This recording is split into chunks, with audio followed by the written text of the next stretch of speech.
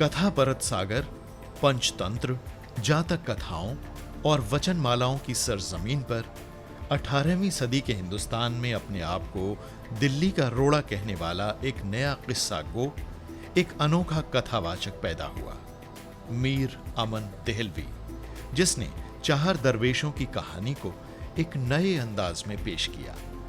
उस किस्से का नाम उन्होंने बाग-ओ-बहार रखा। 2 सदियां बीत गईं, मगर उस बाग की बहार अब भी बरकरार है। किसी ने कहा था, मीर अमन के दरवेश जब अपना किस्सा सुनाते हैं तो लगता है सारा आकाश कहानी सुना रहा है। मीर अमन के दरवेश भी रात के सन्नाटे में अपना अपना किस्सा सुनाते हैं, अपनी आवाज का उजाला फैलाते हैं।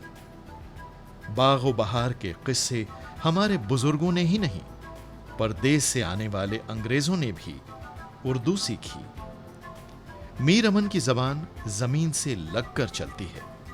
हमारे मेले ठेले, रीति रिवाज, रहन सहन और बोलचाल की तस्वीरों का एक सिलसिला सा इस किस्से के साथ बनता जाता है। ऐसा लगता है कि थमी रुतों के रंग हमारे चारों तरफ फैल गए हैं।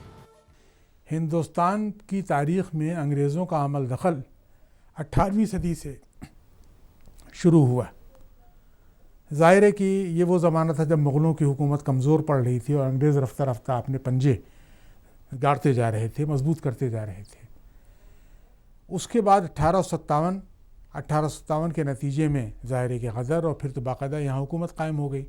लेकिन हुकूमत कायम होने से पहले, तकरीबन 100 बरस पहले, बल्कि प्लासी की जंग के बाद 1757 ईस्वी के बाद अंग्रेज़ों ने एक तरीक़े से हिंदुस्तान की तारीख़ पर, तहज़ीब पर, माशरत पर अपना कब्ज़ा करना शुरू कर दिया था। उन्होंने कई चीज़ें अपने मकसद से ईजाद की, हिंदुस्तान ले आए, रेलवे का पूरा निज़ाम, प्रेस का पूरा निज़ाम। इसके बावजूद अंग्रेज़ों ने इस बात की भी कोशिश की कि हिंदुस्तान की जो ख़ास ज़बानें हैं, बोलचाल की ज़बानें हैं, उर्दू और हिंदी, ये अंग्रेज़ों के लिए किस तरह आसान की जाएँ। तो उन्होंने मदरसे कायम किए। एक मदरसा उन्होंने कलकत्ते में फोर्ट कॉलेज के नाम से कायम किया। फोर्ट कॉलेज में उन्होंने उर्दू के लोगों को बुलाया, हिंदी के लोगों को बुलाया। उनकी कोशिश ये थी कि यहाँ से वो ये भी चाहते थे कि डिवाइड एंड रूल की पॉलिसी के मुताबिक एक फ़ासला भी पैदा किया जा सके। लेकिन इसी के साथ साथ हुआ ये कि वहाँ जो हिंदी और उर्दू वाले पहुँचे, उन्होंने ऐसी किताबें लिखी जिनसे हमारी ज़बानों को एक नई सतह पर तरक्की करने का मौका मिला। उर्दू के जो अदीब वहाँ पहुँचे उनमें मीर अमन थे, हैदर बख्श हैदरी थे, शेर अली अफसोस थे, मज़हर अली वेला थे, वगैरह कई लोग थे ये सब। तो उसमें लेकिन सबसे ज़्यादा शोहरत जो मिली मीर अमन को मिली। और मीर अमन की एक किताब बाग-ओ-बहार तो ऐसी है जो रहती दुनिया तक उर्दू के चिराग को रोशन रखेगी। ज़ाहिर है कि ये किताब बिल्कुल 19वीं सदी की बिल्कुल शुरू में लिखी गई। और बाग-ओ-बहार के बारे में बहुत सी तरह तरह की कहानियाँ मशहूर हैं, उसके सोर्सेस क्या थे, माखज़ क्या थे, वगैरह वगैरह। लेकिन इसमें कोई शक नहीं कि जिस ज़बान में मीर अमन ने ये कहानी सुनाई है वो अजीब व गरीब बोलचाल की ज़बान से इतनी करीब है। मोहसिन अस्करी ने बहुत उम्दा बात कही थी। उन्होंने लिखा था कि मीर अमन के दरवेश जब अपनी कहानी सुनाते हैं तो ऐसा लगता है कि आसमान से कहानी बरस रही है। तो ये कैफियत जिसमें पूरी वो आ जाती है। इस मौजू पर हमारे प्रोफेसर सदीक़ुर रहमान क़दवाई ने बहुत काम किया है। इनकी किताब भी है गिलक्रिस्ट पर, अंग्रेज़ी में भी किताब है इनकी, उर्दू में भी किताब है इस मौजू पर। और ज़ाहिर है कि इन्होंने 18वीं सदी से ले करके और 19वीं और 20वीं सदी तक जो पूरा एक कहना चाहिए नए शऊर का जो इर्तिक़ा जिन ख़ुतूत पर हुआ, उस मौजू पर बहुत काम किया है। मीर अमन भी इनके काम का एक हिस्सा रहे हैं। दूसरे डॉक्टर कौसर मजहरी जो हमारे नए लिखने वालों में बहुत एक कहना चाहिए मुनफरिद अपनी एक पहचान रखते हैं, शायर हैं, नक्काद हैं, मुहक़्क़िक़ हैं, जदीद नज़्म पर बहुत अच्छा काम किया है, जामिया मिल्लिया इस्लामिया में उर्दू के उस्ताद हैं। क़दवाई साहब, एक अजीब बात यह है कि क़िस्से बाग-ओ-बहार मीर अमन की किताब ने भी उसी वक्त आँख खोली जब 19वीं सदी की आँख खुल रही थी, यानी बिल्कुल 19वीं सदी की पहली दहाई में वो किताब हमारे सामने आई। लेकिन ये कि इतना वक्त गुजरने के बावजूद उसकी नस्र में जो मज़ा है वो अपनी जगह पर है और वो कभी मुरझाता नहीं है। यानी एक तो बाग-ओ-बहार, दूसरे गालिब के ख़ुतूत, ये दोनों ज़ाहिर है कि जिस तरीके से जो उसलूब है इनका, जो लफ्ज़ियात है इनकी, ये बहुत गैर मामूली है। तो ये भी अजीब बात है कि जब कोई किताब शुरू में लिखी जाती है तो थोड़ी मुश्किल, और उस वक्त भी मुश्किल उसलूब में लिखने वाले मौजूद थे, میر امن نے یہ جادو کیسے کیا؟ شمیم صاحب دیکھیے، یہ پوری تاریخ جو آپ نے بیان کی اس کو سامنے رکھ کے اگر آپ غور کریں تو آپ یہ دیکھیں گے کہ زبان و ادب کا جو ارتقاء ہوتا ہے وہ تاریخ کے اور کلچر کے ساتھ ساتھ کچھ اس طرح ہوتا ہے کہ بہت سی چیزیں بالکل خاموش طریقے سے آتی چلی جاتی ہیں، احساس بھی ان کا نہیں ہوتا. ہم خود انہیں استعمال کرتے ہیں لیکن اس کے باوجود اسے شعور اتنا نہیں رکھتے کہ جانیں کہ کیا استعمال کر رہے ہیں. تو یہ زمانہ جو 19ویں صدی کا 18ویں صدی کا ہے، یہ وہ ہے کہ جو اردو زبان اپنے ارتقاء کی اس منزل پر پہنچ چکی ہے کہ جب اس کے اندر تخلیقی ادب کے بہت سے نئے پہلو نمایاں ہونے والے ہیں.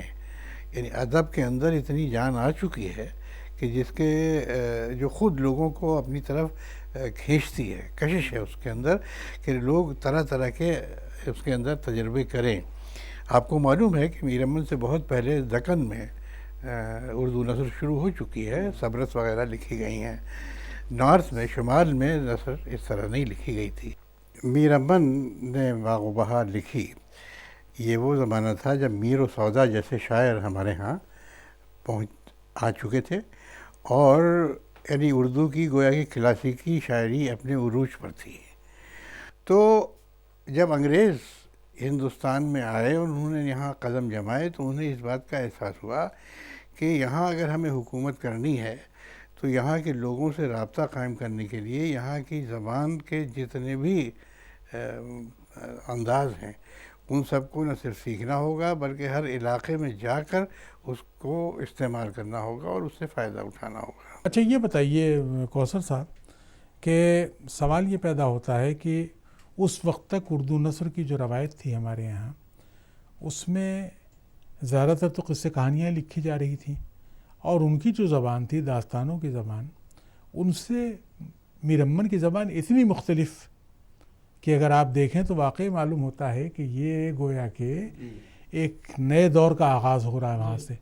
اسی طرح جیسے اب غالب کے خطوط جب آپ ذہن میں رکھتے ہیں تو آپ کو اندازہ یہ ہوتا ہے کہ اس سے پہلے جو خط نویسی صرف فارسی میں کی جاتی تھی اور وہاں اردو میں ایک شخص خط لکھتا ہے اور وہاں بھی ایک بالکل نئے طریقے سے خط لکھتا ہے. بلکہ بعض لوگوں نے تو یہ کہا، جیسے صلاح الدین محمود نے کہا کہ ہماری سب سے اچھی نثر اور ہماری سب سے اچھی نظم دونوں لکھنے کی ذمہ داری ایک ہی دکھیاری روح کے سر آئی تھی، وہ غالب کی تھی. یعنی غالب نے جس طرح کی نثر لکھی. لیکن واقعہ یہ ہے کہ غالب کی نثر سے پہلے میر امن کی نثر جو ہے بار بار ہمارا دامن اپنی طرف کھینچتی ہے، ہماری توجہ اپنی طرف کھینچتی ہے اور اس نثر میں کئی سطحوں پر وہی خوبیاں دکھائی دیتی ہیں جو غالب کے یہاں بھی کسی نہ کسی انداز میں نظر آتی ہیں. اردو نثر کے مجموعی ارتقاء کی روشنی میں آپ میر امن کی باغ و بہار کو کیسے دیکھتے ہیں؟ بہت اچھا سوال ہے.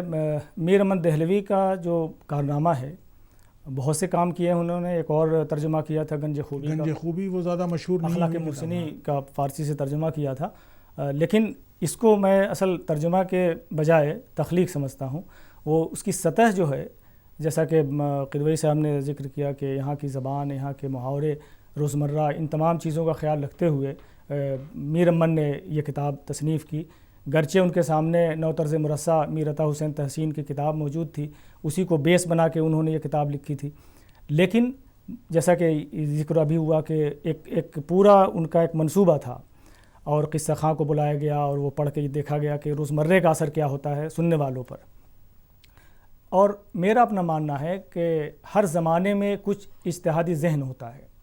تو اسی طرح کے جیسے غالب اپنے زمانے میں ایک اجتہادی ذہن لے کر پیدا ہوئے تھے، اسی طرح غالب سے بہت پہلے نثر کی بات کریں اگر تو میں سمجھتا ہوں کہ اسی طرح کا کچھ اجتہادی ذہن لے کر کے میر امن بھی آئے تھے.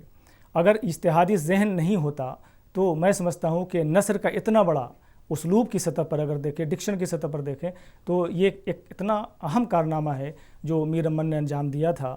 اور باغ و بہار کا ذکر اور فورٹ ولیم کالج کا ذکر بالکل لازم و ملزوم کے طور پر آتا ہے. تو پوری جو ہماری نثر کی روایت رہی ہے، ایک پورا زمانہ گزر گیا، 100 برس سے زیادہ کا زمانہ گزر گیا.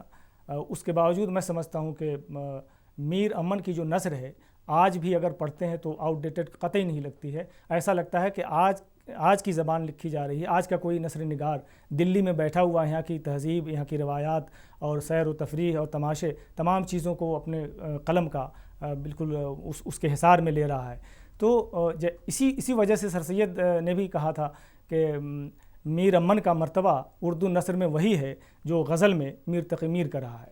ایک بات یہ دیکھیے کہ ہمارے ہاں جدید نظم اور جدید نثر کا دور تقریباً ایک ہے. یعنی یہ کہ انجمن پنجاب کے مشاعرے 19ویں صدی کے اواخر میں وہ ہوتے ہیں. 1874 میں پہلا مشاعرہ ہوا تھا وہاں، اور ظاہر ہے کہ جس میں موضوعات دے کر کے نظمیں کہی جا رہی ہیں. میر امن اس سے سمجھیے تقریباً 70 برس پہلے نثر کا یہ نمونہ پیش کرتے ہیں. یعنی جو کہنا چاہیے انگریزوں کی ضرورت تھی عام بول چال کی زبان، وہ اپنے وہاں سے انگلستان سے آنے والوں کو سکھانا چاہتے تھے، اور یہ چاہتے تھے کہ وہ سیکھ لیں. چنانچہ قواعد کی سطح پر جو کام کیا یہ سب کیا. لیکن یہ کہ یہ اتنا وقت وہاں تو باقاعدہ جدید نظم کی ایک تحریک سے شروع کی گئی تھی، انجمن بنائی گئی، ایک انجمن مطالب مفیدہ جو انجمن پنجاب.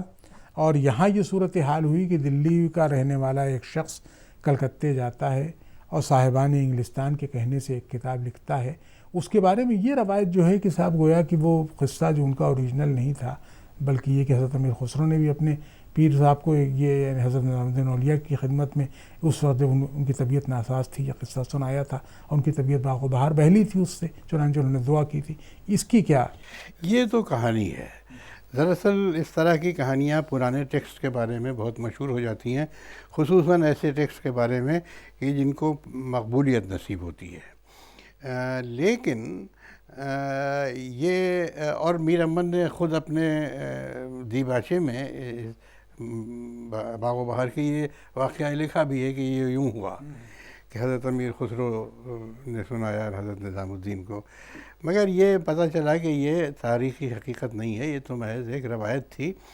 دراصل سب داستانوں کی طرح یہ داستان بھی عرصے سے چلی آ رہی تھی، لوگوں کی زبانوں پر تھی، اور سب سے پہلے اس کو لکھا ہی محمد عطا خان تحسین نے نوطرز مرصع کے اس پر نام سے. اور پھر یہ کہ انگریزوں کو جو ٹیکسٹ بکس فراہم کرنی تھی اس کے دو مقاصد تھے. ایک تو یہ کہ وہ ایسے دلچسپ ہوں کہ وہ پڑھ سکیں اور دلچسپی لے سکیں، اور دوسرے یہ کہ اس کے ذریعے وہ زبان سیکھ سکیں، اور تیسرے یہ کہ وہ زبان سیکھ سکیں جو اس زمانے کی عصری زبان ہے. اور عصری زبان کا وہ معیار جو دہلی میں تھا وہی سارے ہندوستان میں مانا جاتا تھا. تو اس اعتبار سے انہوں نے دہلی کی زبان میں میر امن سے کتاب لکھوانے کی کوشش کی. کوثر صاحب ایک بات آپ کو یاد ہوگا، اسلوب صاحب نے جو اردو کے 15 ناول جو کتاب ہے ان کی، اس میں اردو ناول کیا کہنا چاہیے پہلا ناول جو انہوں نے اپنی نظر میں اپنے سامنے رکھا ہے وہ میر امن کی باغ و بہار ہے. تو میر امن کی باغ و بہار ناول ہے، داستان ہے، کیا ہم کس شکل میں اس کو یہ اس لیے سوال پیدا ہوتا ہے کہ ہندوستان میں ایک بڑی قدیم ایک مثال ملتی ہے دامودر گپت کی ایک کتاب کٹنی متم، جو کشمیری تھے اور یہاں آ کے بنارس میں جو انہوں نے کہنا چاہیے گھر بنا لیا تھا وہاں رہے.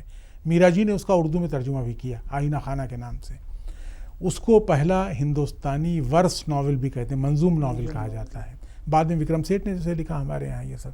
لیکن یہ کہ باغ و بہار جو ہے اس میں عناصر تو وہ ہیں جو داستان کے ملتے ہیں. اسلوب صاحب نے اس کو ناول کے طور پر دیکھا ہے. اس میں جس قسم کی کردار نگاری ملتی ہے، جو بیانیہ ملتا ہے، نیریشن ملتا ہے، وہ چیزیں ہیں جو ہمارے ناول کے لیے بھی گویا کہ ایک طریقے سے راستہ بناتے ہیں. اس سطح پر آپ کیسے دیکھتے ہیں؟ بالکل میں سمجھتا ہوں کہ ناول کے لیے جو دو سطح، کم سے کم 2 سطحیں ہوتی ہیں زبان کی. ایک تو نیریشن کی زبان ہوتی ہے، ایک کرداروں کی زبان ہوتی ہے. تو اس لحاظ سے بھی اگر باغ و بہار کو ہم دیکھتے ہیں تو یہ 2 سطحیں وہاں موجود ہیں.